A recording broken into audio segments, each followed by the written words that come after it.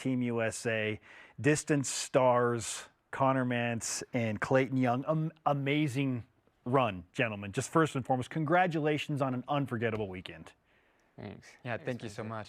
Okay, both of you kind of, you're probably too modest and too humble here. So, let's hype it up a little bit. But what was the feeling like when you both realized, oh my gosh, we're going to cross 1 and 2 as former BYU teammates, and we're going to Paris?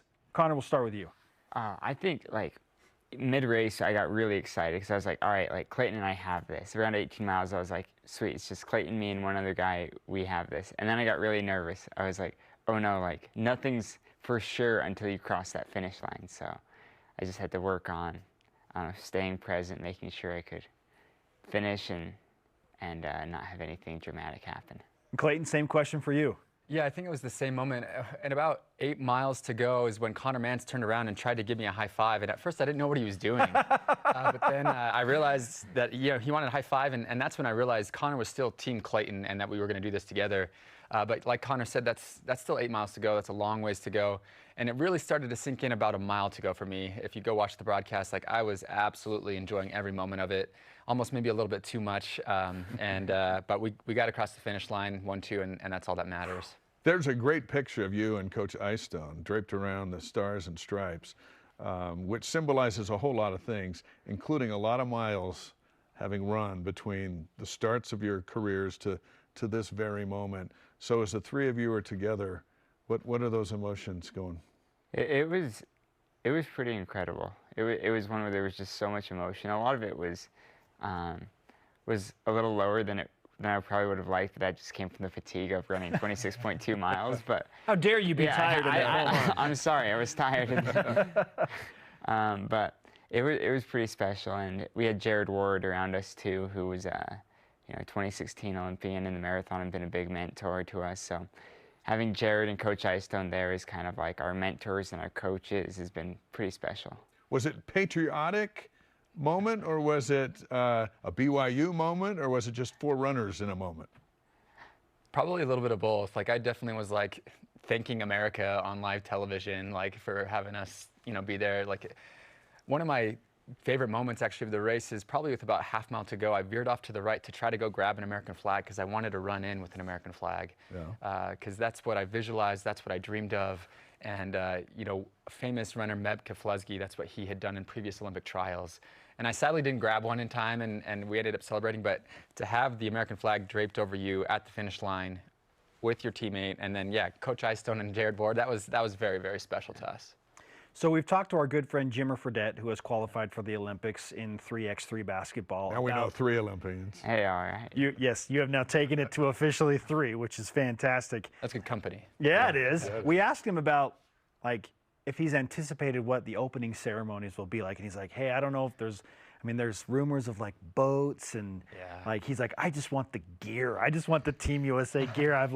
Every time I watch an Olympics, I'm like, that is awesome. I want that. Now you get it. So for the both of you, have you gone down that path of envisioning what the opening ceremonies will be like? And if so, what have those thoughts been like? Clayton, for you first. Yeah, I filled out the Team USA paperwork yesterday, and it's asking for all your sizes, and that's pretty exciting. Oh man, am I a medium or a small? And just figuring that out is pretty cool. As for the opening ceremonies, you're right. I think that the idea is to have a boat tour down the river, and it's going to be hard because the Olympic marathon is the last event. And the opening ceremonies are going to be 10 to 14 days before, maybe more.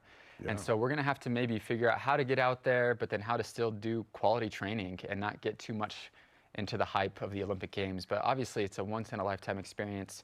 Hopefully we do it again in 4 years, but no guarantees. So we're going to have to strike this balance of enjoying it, but also being ready for the marathon at the end of the race. I love that. As you think about Paris, and I don't know if you've been given any details as to what the track will look like or what it's going to be. I would imagine it's going to be through all of the history of Paris. You're running through the Champs-Élysées and there's, the Eiffel Tower.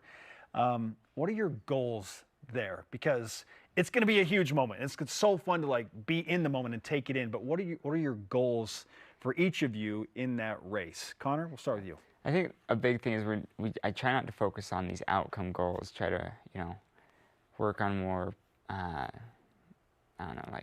goals that you work on while I'm trying to say not performance goals, but I just want to make sure I get there, and, you know, in the best shape I can be and go out and compete the best way I can. Whether that makes me, you know, end up 10th place or 20th place or, you know, fighting for a medal, I just want to make sure I'm out there competing to my best, the best of my abilities.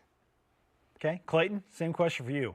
Yeah, I think for me, like, when you talk about the Paris course, it's actually going to be very hilly, and it's going to be pretty hot and humid, which is actually pretty good for Connor and I. It really levels the playing field and really allows us to compete on the world stage. And so I don't want to put it outside my mind that I could do well, especially given how I performed in Orlando in the heat and humidity. I can't help but think of Jared Ward, who took 6th in the Rio Games. Which was amazing. An incredible performance by him, really exceeded everybody's expectations. And so, you know, deep down, it's like, it'd be cool to beat Jared Ward's 6th place finish. But like Connor said, we're going to focus on the process from here on out and see what happens. I think we have a great opportunity in Paris.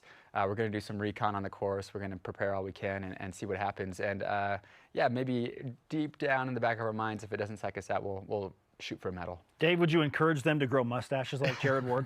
No. No, it just gets you need to stay wind resistant. Right. You don't need any of that. You guys have run for yourselves. You've certainly run for BYU. You know what that's like. Now you get a run for the United States. What emotions come to mind? A lot. My heart just like went, you know, it's pretty special. You know, I love being a part of this country, and I love the blessings that come with it. So it's something that words can't describe. Connor? Yeah, I think about all of the other previous Olympians that I've looked up to throughout the years, the United States Olympians, and just those moments as a child sitting in front of the TV watching, you know, Michael Phelps or Apollo Antonono, or like these moments in my mind that have been throughout my life, and now I'm that guy, more or less. And now we're watching you. Yeah, we're watching Clayton Young and Connor Mantz. But yeah, it means the world, and you know, I still can't get used to the title Clayton Young Olympian. Like, that's just weird to me, and but we're gonna embrace it, and we're much more than that, but it's pretty neat. Hey, and you know what's great about those titles is after the Olympics, you get to keep them, like forever. That's right. Olympic runners. That also entitles us to interview you as many times as we want after the Olympics. Sounds great. Buckle up, boys. Sounds good. You're coming back to Studio B at some point for sure. Congratulations again. Thanks. Thank you. We know how much, I mean, we like to think we know how much hard work goes into it. Yeah, we see it, we admire it, but only you know what's actually gone into it. You deserve all of this. Appreciate it. Thanks for having us on. Yeah, you got it. BYU's a running school, Dave. We'll see you guys on NBC, I guess, right? We'll see you at the Olympics. The men's marathon will wrap up BYU's participants in the Olympics on Saturday, August 10th at 2 a.m. Eastern. And sticking with the marathon, we have